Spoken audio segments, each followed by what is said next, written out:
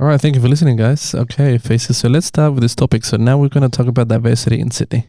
Diversity in Sydney. So if anyone who has lived here, you can tell that it is already quite diverse.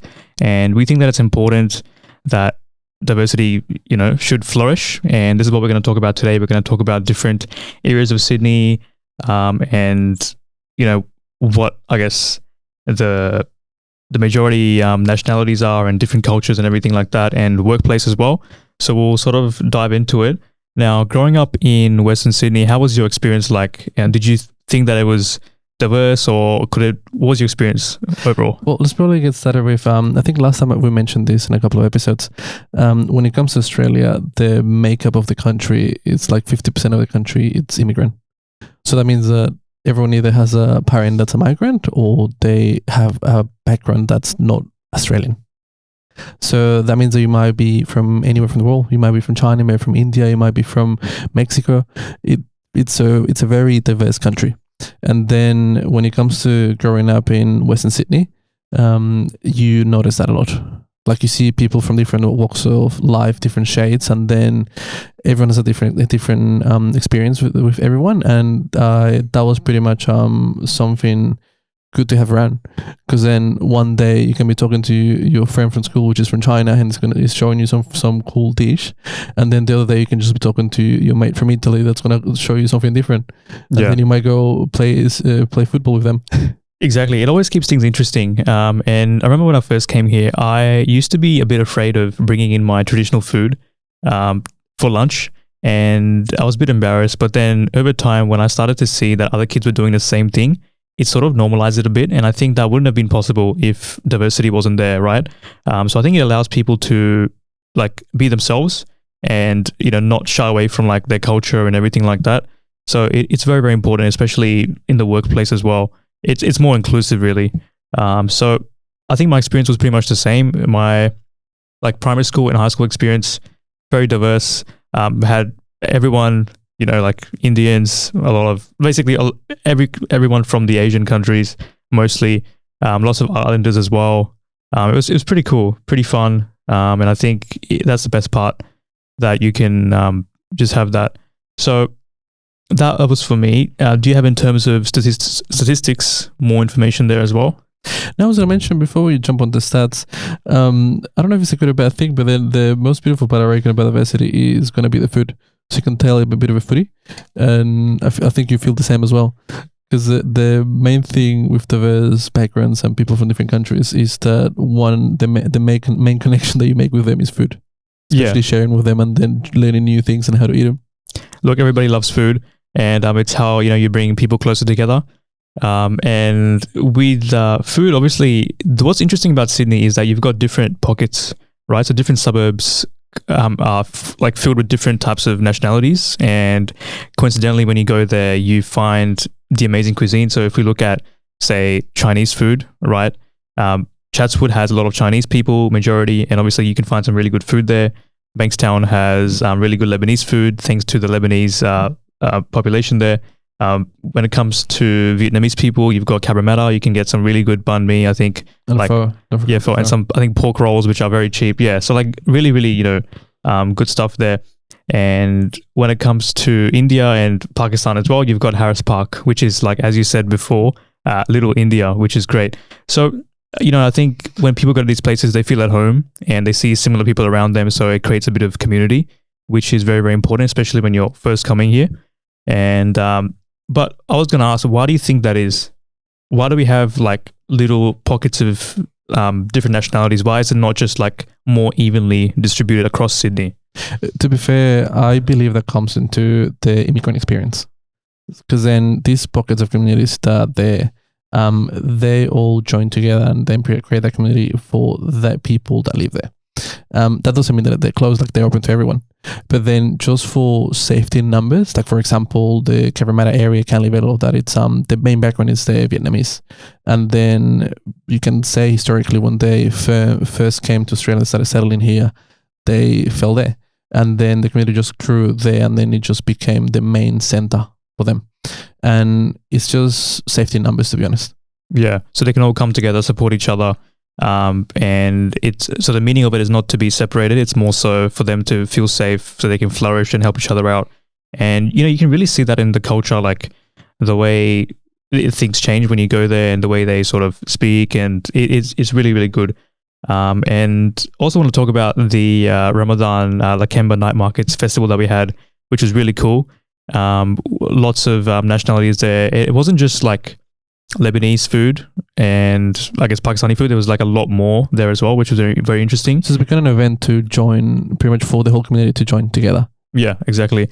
I did see some articles though, which was interesting, where some people were saying that like the meaning of these night markets was to celebrate Ramadan and for it to be about like, you know, like I guess the religious aspect of it, but now it's becoming more of a spectacle where people are like there's music being played and things like that, where say a couple of years ago it wasn't like that at all. It was much more toned down. Of course everybody is welcome, they were always welcome, but it wasn't much more, I don't know, commercialized. So I saw a couple of articles like criticizing what it's become now.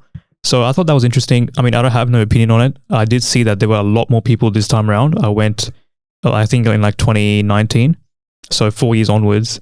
It did seem like more people came through, and it's multicultural as always, but I can't comment too much on like if it's good or bad, the changes, right? So something interesting to look at. And then I was going to mention the other funny thing when it comes to all the groups that have moved to Sydney and then have made it a better city. We see a bit of a divide pretty much, which is called the latte line. I can mention that one. Latte line? Yes. Which is pretty much a little line in the middle of Sydney, which you can divide it up between the diverse areas per se. And then you can say the Australian sections of the city, which is just a funny way of looking at it. Yeah, and can you explain what you mean by Australian? I'm kidding. That's the other thing when it comes to talking about Australian, because then it's such a diverse country that the definition of Australian, you might say someone has a connection to the First Fleet when it comes to the historical side of things. Yeah. But then you can look at it as them having a background, English background. Yeah. We're talking about UK. So Anglo, like, yes, that's correct. But then, as mentioned before, that has changed with migration. Yeah. Because then pretty much Australia has become such a diverse country that you can see people from all walks of life, different languages, and then from different experiences, which has just made it awesome. Some people might not agree with that, but then we can probably discuss that. Yeah, I think we discussed it a bit in the last episode too, but it's good to have talks at least, you know, keep the communication open. But yeah, so let's talk about the latte line. Okay, I want to know, why is it called latte? And where is the line exactly? So someone decided to call it that. It was on the news a couple of years ago, and it just became a thing. They saw the names for it as well, because then they call it the Chagil Charlie's line as well. Chagil Charlie's? Yes, because there is a bit of a divide when it comes to eastern suburbs of Sydney. Pretty much they have that Charlie's chicken, and then outside of the line, pretty much Hasseljana. Yeah, Ojana, Hava chicken, all those good 100% prefer Ojana though. Yeah, all those good spots, and like that's all they've got. Yeah, so that is a funny way to see the imaginary line pretty much that divides the east and as well the western suburbs or the area. Yeah, would you say this line is like inner west onwards onto eastern suburbs, where it's not as diverse, and then you've got Western Sydney, the greater Western Sydney, where that's where sort of the line is, yeah? Where diversity starts to sort of... I prefer to be in the side of the line because at least I get really good food. Yeah, absolutely. I think that's the great thing, right? You can, like, and they're not too far from each other as well to get that good food options. But I just want to also say, like, about last year, we had a graduate come to our workplace as part of the graduate program, and she was from the eastern suburbs, and like, no disrespect to her or anything like that, but it was her first time in Parramatta, and she was just amazed at like how diverse it was and sort of how different everything was. And it's obviously very different to what she's experienced, right? So it was a cool thing. Obviously this person, most respectful person ever, no hate, nothing like that. But it was interesting to see that, right? See her come to Parramatta for the first time ever in her life and actually see, wow. So she never left area. Yeah, I think maybe, yeah. But it's just interesting, you know. I think some people in those areas like to stay within those areas. And I can understand that as well. Like, I mean, I don't go to eastern suburbs or anything like that, you know, for my sort of day-to-day like movements, you know. So I can kind of get that. Yeah. But it's just interesting. I think we probably move more than they do into those areas. But yeah. So in terms of the workplace, do you think that it's getting more diverse, or do you think it depends on the industry? Like, what are your sort of thoughts? I reckon it depends on the industry. That's the major thing when it comes to diversity.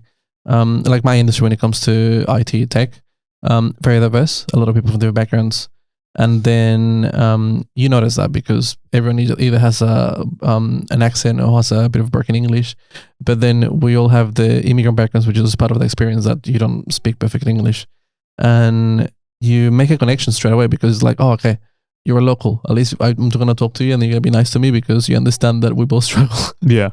I think the struggle part really connects you, even though it's tough, but like you can both learn from each other's hardship. I think I guess in the banking field, in the entry-level positions, it is very, very diverse. But as soon as you start to go up the hierarchy, you can see that it's not as diverse. And look, there's many, many arguments, right? Some people think that we should be focusing on merit should be the number one thing. Diversity is second.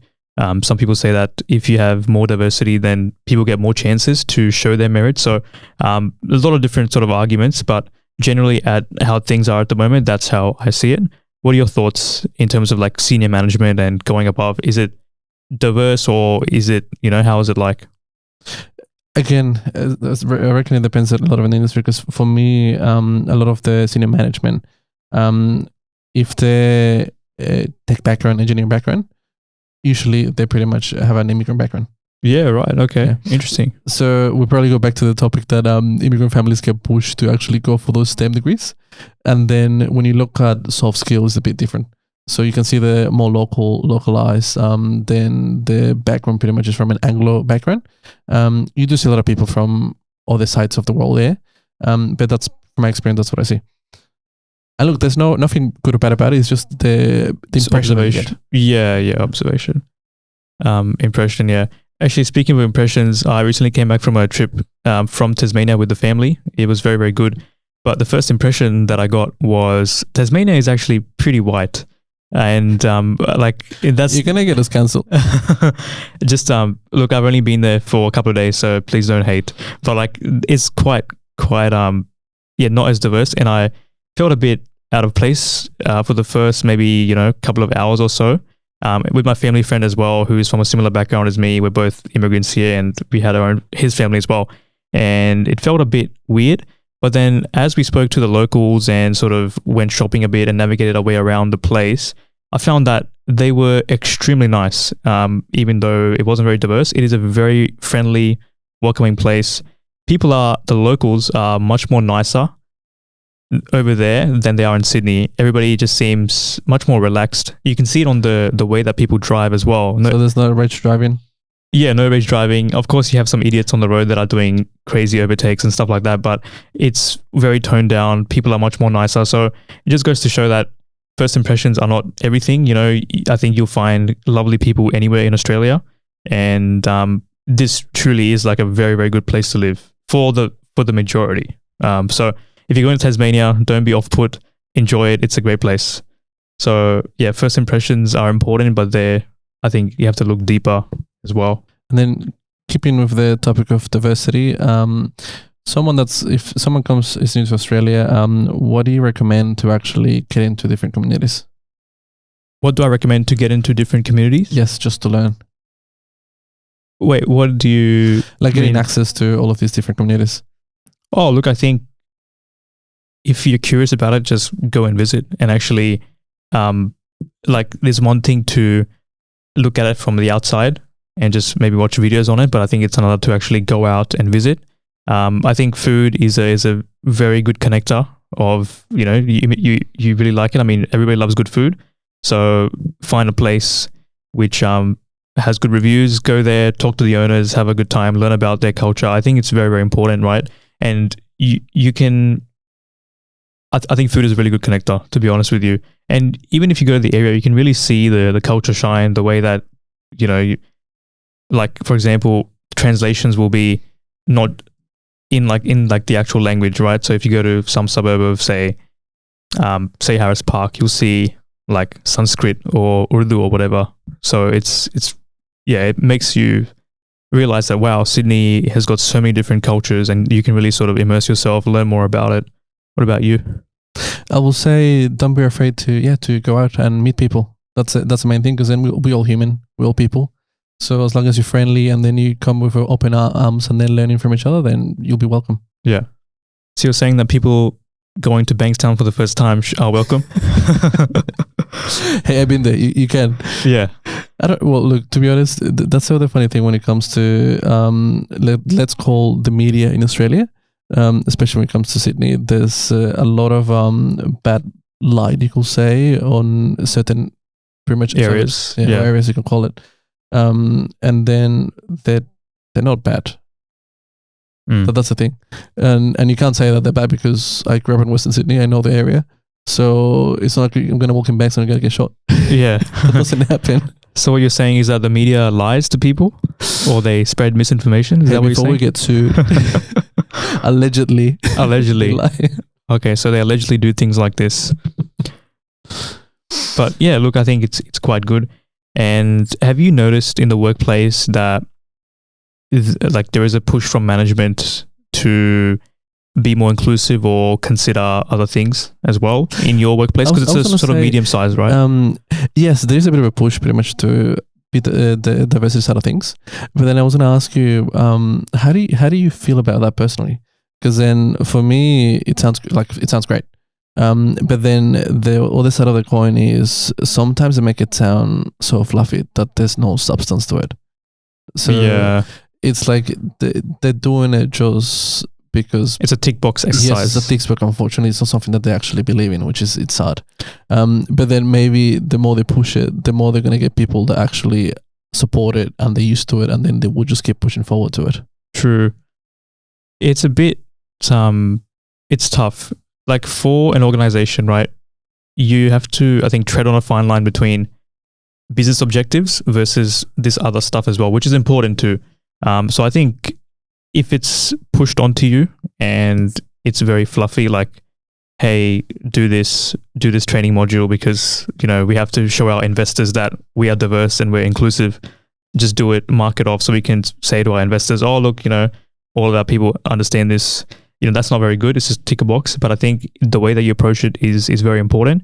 Like, say, if you actually bring a member from the community, talk about their stories and actually, have a much more deeper conversation and presentation, I think that's much more important. Whereas you just sit there, do some read something, answer a couple of questions, done, right? That's not very good. But yeah, it's a bit tough because you will always, if you're working in a large organization, you will always have people saying things like, oh, we are an organization that's supposed to be doing X, Y, Z. This is the business objective. We're not really here to learn about this whole cultural stuff, right? Because it's not really relevant to the organization's goals. But at the same time, that other stuff is very important because an organization is serving the population. So it has to sort of reflect who you're serving, right? You can't just have does that make sense? You have to be diverse. So yeah, I don't know. It's a fine line. So you believe that when it comes to corporate Australia, that they do push it and then they're trying to come in a good point to do it. It's just that there's certain people that you believe that might not be pushing that as much as they should be, pretty much. Yeah, to be honest, yeah, something like that. I think it's important to do, but I think in any given population, you always have people that think that it's a waste of time, but it's important, but it has to be done right. Yeah, it can't be a tick box exercise, and it's hard to get right because you cannot satisfy people all the time when it comes to this, right? So yeah, look, I don't know what the answer is, but it has to be done in a much better way. It just cannot be. I know what it doesn't have to be. I don't know what it should be. If that makes sense. It shouldn't be a tick box exercise. It should just be something more than that, much more deeper. Yeah. All right. In that case, and ending this on a good note, please reach out. We want to know where you're from. We want to know your background and pretty much your story. So, guys, anyone listen to a podcast, just reach out, leave us a comment. Absolutely. We would love to hear your stories and even share them if you would like to come on the podcast. Thank you for listening.